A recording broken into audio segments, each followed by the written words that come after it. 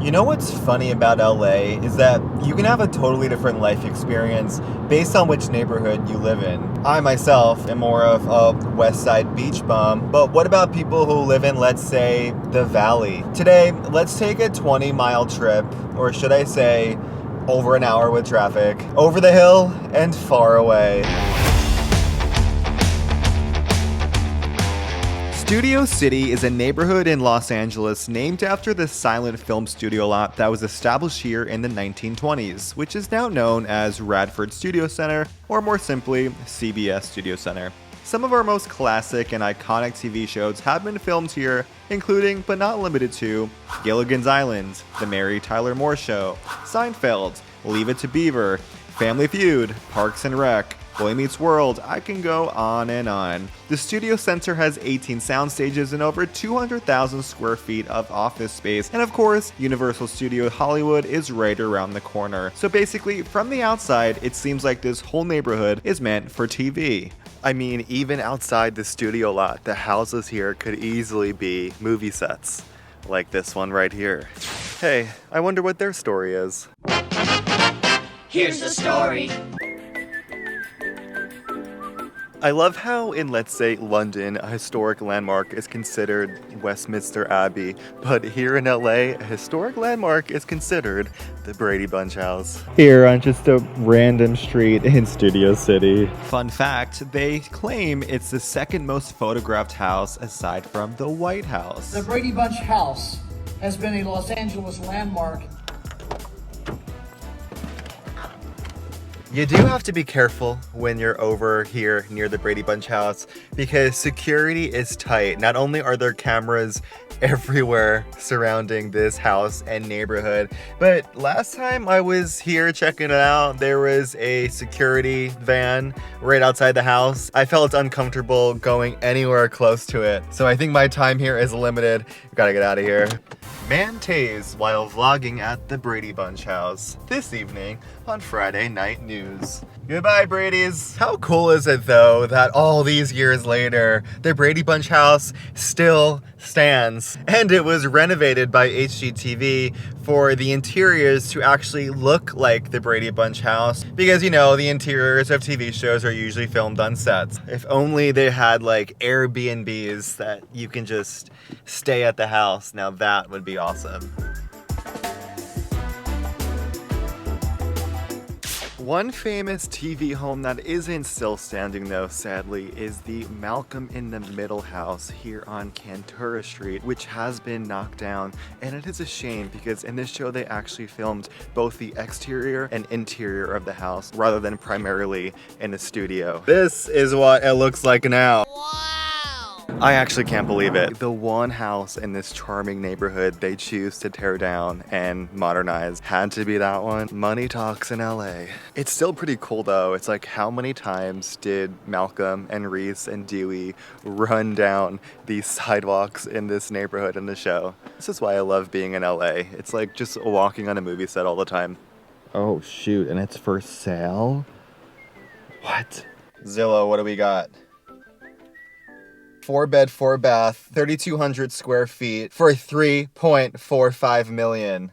Damn, like imagine buying the Malcolm in the Middle house, even if it doesn't look like the Malcolm in the Middle house. LA is becoming way too unaffordable. It got me thinking, what are the home prices like in Studio City? Because I figured the Valley was supposed to be the less expensive alternative to LA. Well, according to Zillow, the median sale price last year was $1.3 million and it's only going up. Less than the Malcolm house, sure, but man, you gotta be really well off these days to live in this county. Jeez. What I really loved about this particular block though is these sycamore trees that haven't been knocked down and they make the shape of a tree tunnel. Super cool. So you know what? Studio City is not all just famous homes and historic landmarks. We got some nature here too, and I want to explore more of it. But first, some coffee. When in Studio City, you really can't miss this LA staple called Aroma Cafe. This place always has a line for their food and coffee. I waited a little too long for it, but its cozy atmosphere indoors and outdoors is swarmed with not only brunch goers, but aspiring screenwriters and the like. If I only lived closer, this is where I'd be writing the novel I always dreamed of publishing. One day I'll make it happen. Guess I better start the drive over to Aroma Cafe Weekly. I did get a nice head start on editing this video though. How meta.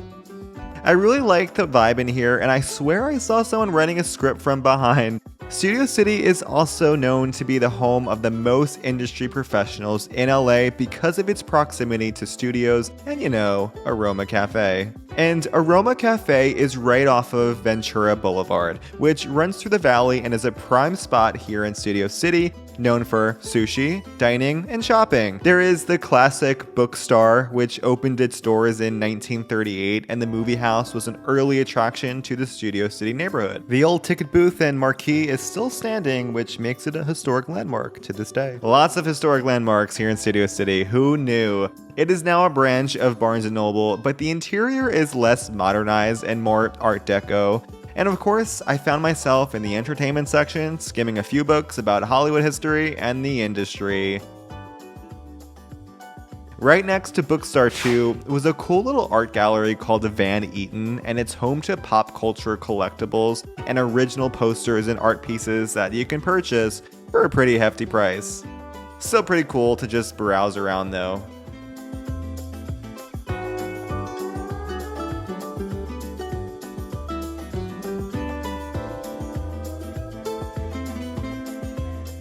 I feel like it's time to get some nature in my day here though, in Studio City, so let's take a little adventure. I'm getting on the Fryman Canyon Trail here at Woolacre Park, which is about a 3-mile loop, and it's considered the Runyon Canyon of Studio City. Very popular with the locals as it offers some great panoramic views of the valley. I'm already out of breath.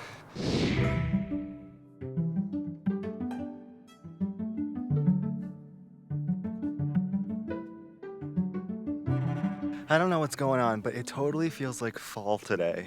Like a brisk Halloween day. There's just a crisp in the air and there's leaves on the ground. I don't know what's up with seasons in Los Angeles, but you know what? There is a big storm coming, as you can see with the cloud coverage here over Studio City. You got like 5 days of straight rain coming. This is definitely more of a valley hike, as all of your panoramic views are facing east towards the San Fernando Valley, or somewhere like Runyon Canyon is primarily facing west to the city of Los Angeles.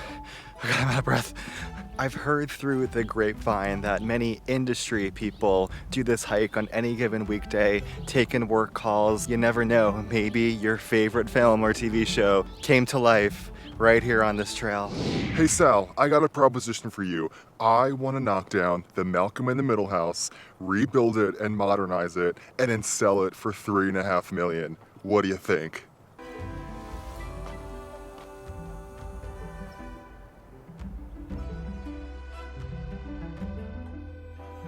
Way better vibes than Runyon Canyon, where all you have is half-naked influencers running amok. I'm only kidding. And when you leave Fryman Canyon back to the parking lot, you get to pass by all of these nice, charming Studio City homes that I don't even think are TV homes. Or you know what? Maybe not. Does this house look familiar to anyone? Maybe not. However, in their original series, the Kardashians pretended that was the exterior of their home, even though they have never lived in there. I think it was a way to protect their privacy or to seem a little richer before they were billionaires. The magic of Hollywood and pretending that you have more money than you actually do. Fake it till you make it. This house was also put on the market end of last year for $8.8 million, and it made headlines. $8.8 million for a home that the Kardashians never even lived in. That is so LA. Super nice though, and then only $9 million. That family should buy it for like extra storage or something. All right, now making a drive up Mulholland Drive for a little sunset view.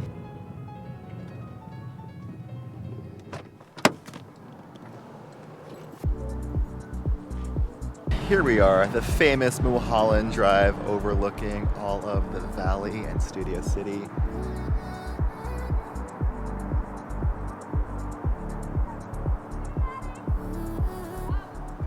Studio City is quintessential LA, but not in the sense of beaches and ocean sunsets. In the sense of the entertainment industry that made LA what it is today. And even if you've never heard of this tucked away neighborhood in the valley, you've probably grown up with it in your favorite TV series. It's weird to think that people live right next door to the Brady Bunch house and things like that, but it's kind of the place in LA where it all happens. This is what I love about LA too, is that it just inspires you to be creative, and Studio City kind of proves that concept.